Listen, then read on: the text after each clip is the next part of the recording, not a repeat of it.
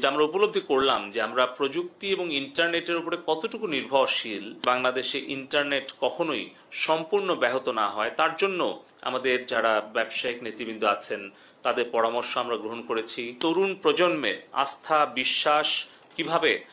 বাড়াতে পারি, বৃদ্ধি করতে পারি, ইন্টারনেটের দামটা আসলে যাতে গ্রাহক পর্যায়ে এবং ব্যবসায়ী পর্যায়ে আরো কমানো যায়, যেটা ইতিমধ্যেই গত 15 বছরে মাননীয় প্রধানমন্ত্রী জননেত্রী শেখ হাসিনা কমিয়ে পার এমবিপিএস এখন তো 60 টাকার নিচে নামিয়ে এনেছি আমরা, এবং এটা ছিল 85,000 টাকা পার এমবিপিএস 15 বছর আগে। আমাদের আসলে ব্যবসায়িক নেতৃবৃন্দ বলছিলেন যে গত 15 বছরে আমাদের যে ডিজিটাল বাংলাদেশের যা অর্জন, আজকে আমরা এই সংকটকালীন সময়ে এবং 2 বছর করোনাকালীন সময়ে যেটা আমরা উপলব্ধি করলাম যে আমরা প্রযুক্তি এবং ইন্টারনেটের উপরে কতটুকু নির্ভরশীল, এটা আমাদের ব্যবসায়িক কার্যক্রম, আমাদের যে কোনো শিক্ষা কার্যক্রম, স্বাস্থ্য কার্যক্রম, এটা কিন্তু আমরা উপলব্ধি করতে পেরেছি। তো এই জায়গাটা থেকে আমাদের এই তারুণ্যের মেধা এবং প্রযুক্তির শক্তিকে আমরা কাজে লাগিয়ে কিভাবে 41 সাল নাগাদ একটি উন্নত সমৃদ্ধ একটা প্রগতিশীল আমরা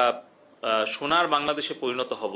স্মার্ট বাংলাদেশে পরিণত হব, তার জন্য আমাদের এই সংকটকালীন সময় থেকে আমাদের যে অভিজ্ঞতাটা তৈরি হলো সেটা কিভাবে কাজে লাগানো যায় এবং কখনোই যাতে বাংলাদেশে ইন্টারনেট কখনোই সম্পূর্ণ ব্যাহত না হয় তার জন্য আমাদের যারা ব্যবসায়িক নেতৃবৃন্দ আছেন তাদের পরামর্শ আমরা গ্রহণ করেছি। কিভাবে বিজনেস কন্টিনিউটি প্ল্যান করা যায়, কিভাবে এমার্জেন্সি ইন্টারনেট নেটওয়ার্কটা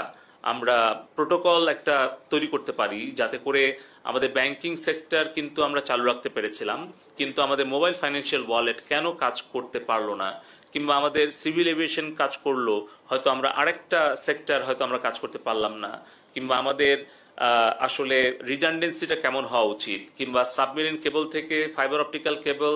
আন্ডারগ্রাউন্ড আসবে, সেখানে ওভারহেড কতটুকু যাবে, বা ওভারহেড যদি যেতেই হয় তাহলে তার নিরাপত্তাটা কেমন থাকবে, এই সামগ্রিক বিষয় নিয়ে আমরা কথা বলেছি। একটা হচ্ছে বর্তমানে আমাদের যে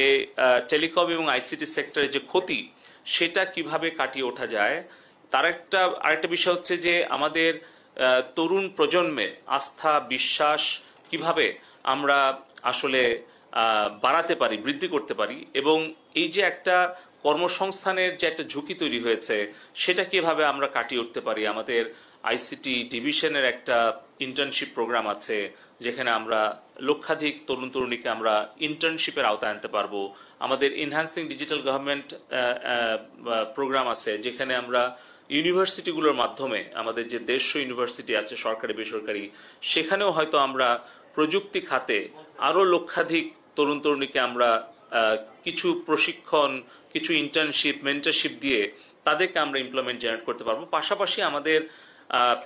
আমাদের যে সফটওয়্যার শিল্পে